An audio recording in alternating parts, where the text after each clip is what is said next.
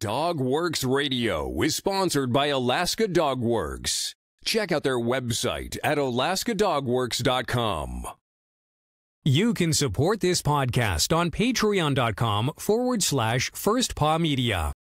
Separating fact from fiction can help you to get to know your dog, strengthen your bond, and keep them healthy. Put your canine buddy proficiency to the test.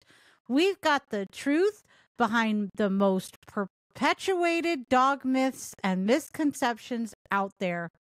On today's podcast, we are diving deep into 26 common facts about dogs that are false. From First Paw Media, sponsored by Alaska Dog Works Professional Canine Training Center in Anchorage, Alaska. This is Dog Works Radio, committed to families and their dogs to build lifelong and fulfilling relationships. Visit our website at dogworksradio.com. Now here are your hosts, Robert and Michelle Forto. Hello and welcome to Dog Works Radio. I'm your host, Michelle Forto, and I'm the lead dog trainer of Alaska Dog Works, where we help humans and their dogs have better relationships. Today, we are talking about common myths about our canine buddies. Did you know? Dog myths are everywhere. You may think your dog knowledge is outstanding. You know, popular dog breeds like the back of your hand. But the truth is that some dog facts you've heard through the grapevine simply aren't that true. That's right. There's a lot of misinformation out there about our pups. And while much of it's harmless, some perpetuated dog myths are downright dangerous for you and your canine buddy. Some inaccurate beliefs can cause you to misinterpret certain behaviors or dog facial expressions, lead to subpar nutrition, or put a strain on the owner-dog bond. We reached out to a range of pet experts, including veterinarians, dog trainers, and behaviorists, to shine some light on the biggest dog myths out there. Are those signs your dog is happy incorrect? Can you interpret the things that your dog wishes you knew? Get to the bottom of these dog myths and facts. My dog knows when they've done something wrong, as they have a guilty look on their face. Well, that would be false.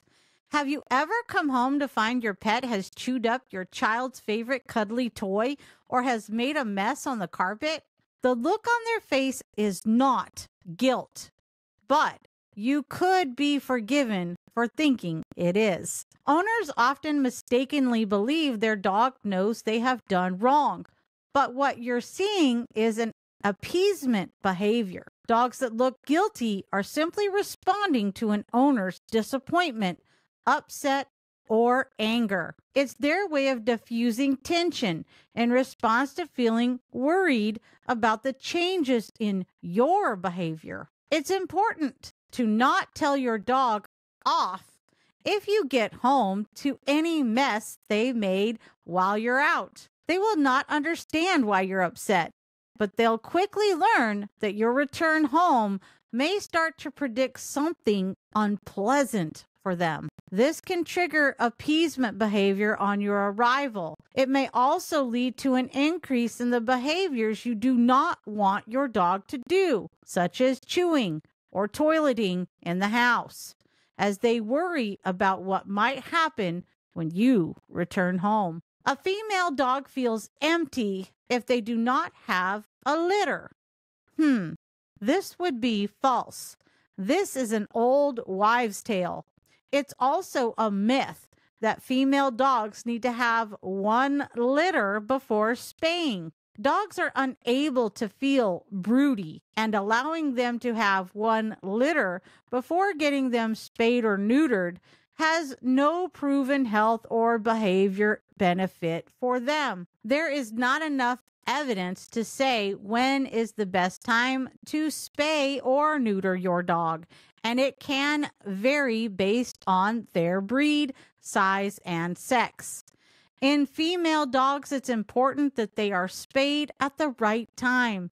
For example, many vets will try to avoid spaying a dog while she's in season or if she's showing signs of false pregnancy in the weeks after a season. Spaying your female dog can prevent some illnesses such as womb infections called pyometra, which can sadly be fatal.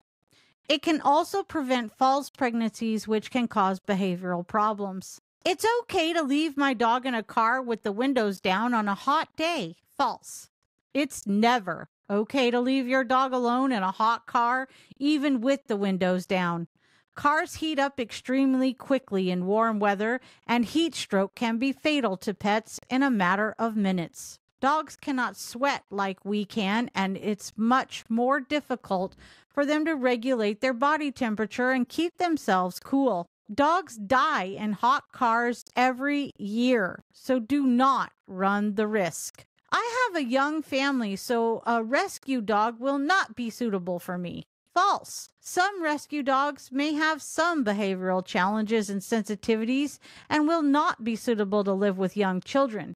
But many rescue dogs will have successfully lived with them in the past. The most common reason for dogs needing our help to find them a new home is that their previous owner no longer had the time to care for them. Getting an older dog rather than a puppy also has lots of benefits. Adult dogs' personalities are already formed, so when you meet one at a rescue center, you can make sure they're the right pet for you.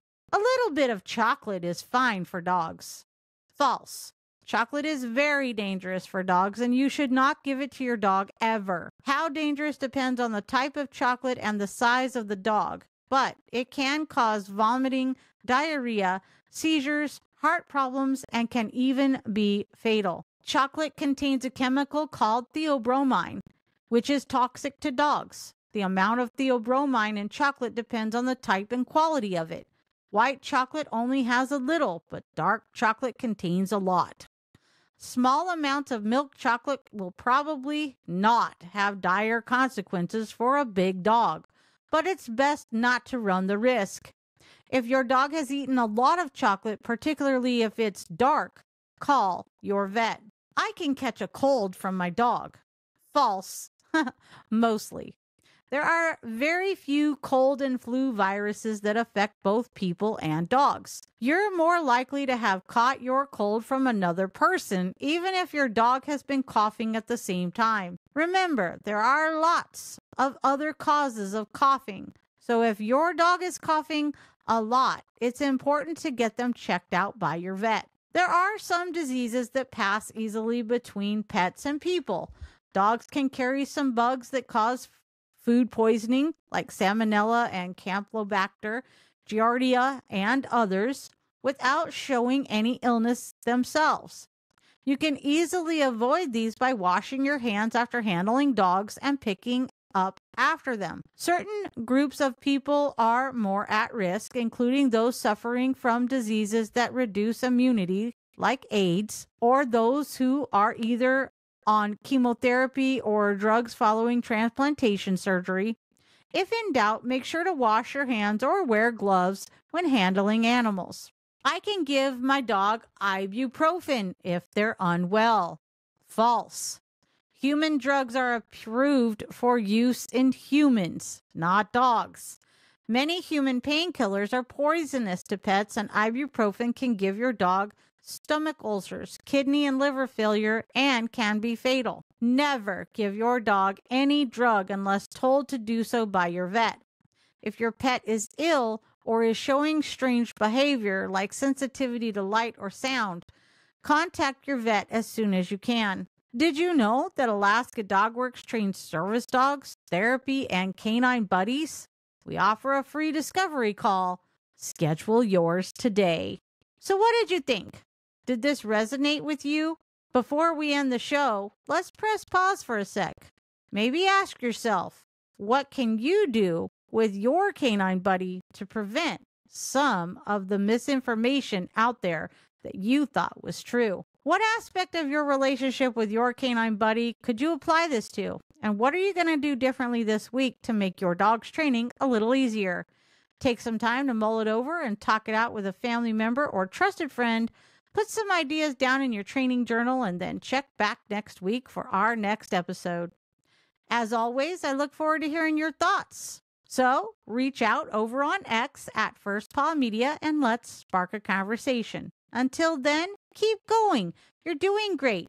It's time to create the relationship with your dog that you've always dreamed of. And thanks for listening to DogWorks Radio. You can find the show notes for this episode and all others at alaskadogworks.com. And if you know someone in your life who needs help with their dog's training, be a hero and share our podcast with them.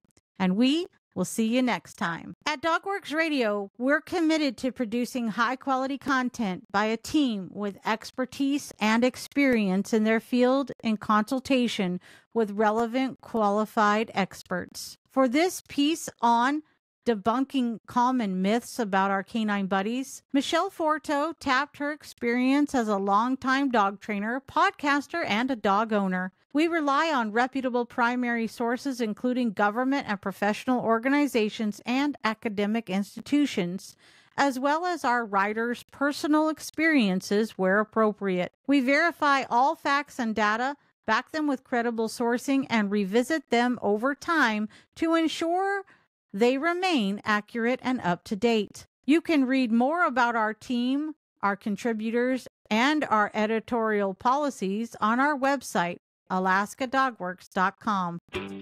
From First Paw Media, this is DogWorks Radio. We hope you enjoyed this podcast, and we invite you to subscribe in Apple Podcasts, Spotify, or wherever you get your podcasts.